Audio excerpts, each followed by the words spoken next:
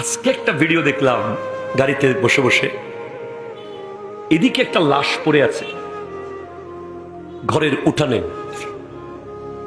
আর এদিকে বিয়ে বাড়িতে বিয়ে চলতেছে। মানে বিয়ে বাড়ির ভেতরে লাশ, লাশটাকে কাফন পরিয়ে খাটে রেখে দেওয়া হয়েছে। সবাই বিয়ে খাচ্ছে, মেহমান আসতেছে, মেহমান যাচ্ছে, উপহার দিচ্ছে, উপহার নিচ্ছে, জামাই আর বউ একে অপরের সাথে ছবি তুলতেছে, সব চলতেছে। আপনার লাশ পড়ে থাকবে, মানুষের কাজ বন্ধ হবে না। কথা জোরে বলে না, ঠিক কিনা? দুনিয়া এত নিষ্ঠুর হয়ে যাচ্ছে প্রতিনিয়ত। এদিকে আপনার লাশ পড়া থাকবে, ওইদিকে দুনিয়া তার আপন কাজ করতে থাকবে। কেউ আপনার লাশের অপেক্ষায় তার কাজ ছেড়ে দেবে না। যদি দেয় সেটা স্পেশাল ব্যাপার, ওটার আশা করিয়েন না, ওটা পাইলে আলহামদুলিল্লাহ, কিন্তু নিজেরটা নিজে করে যান।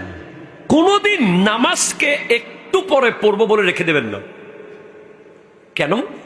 ধরেন নামাজের টাইমও আছে, সুযোগও থাকবে, ধরেন 10 মিনিট পরে আপনি পড়বেন, আর কি 9 মিনিটের মাথায় যদি আপনার জানটা কবজ হয়ে যায়, আল্লাহু আকবার।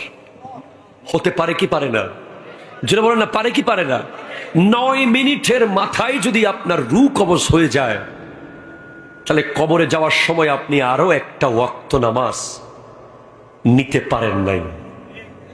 আপনি 10 মিনিট পরে বাজার করেন, 10 মিনিট পরে বিয়ে বাড়িতে যান, 10 মিনিট পরে মিটিং করেন, 10 মিনিট পরে চেক নিয়ে ব্যাংকে যান, 10 মিনিট পরে লবণের মাঠে যান, 10 মিনিট পরে জাহাজে উঠেন,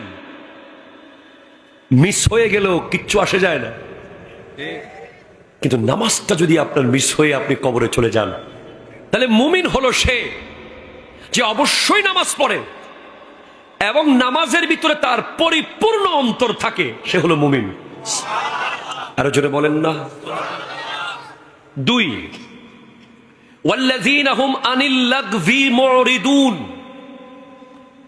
মুমিন হলো সে যে এক লাইন অযথা কথা বলে না। এক লাইন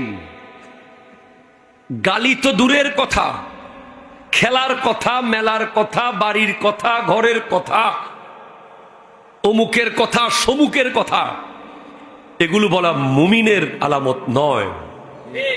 মুমিন, সিদ্দিক আকবর বলেছি আপনাকে, সিদ্দিক আকবর নিজের জিহ্বাটাকে এইভাবে বের করে হাত দিয়ে ধরে রাখতেন।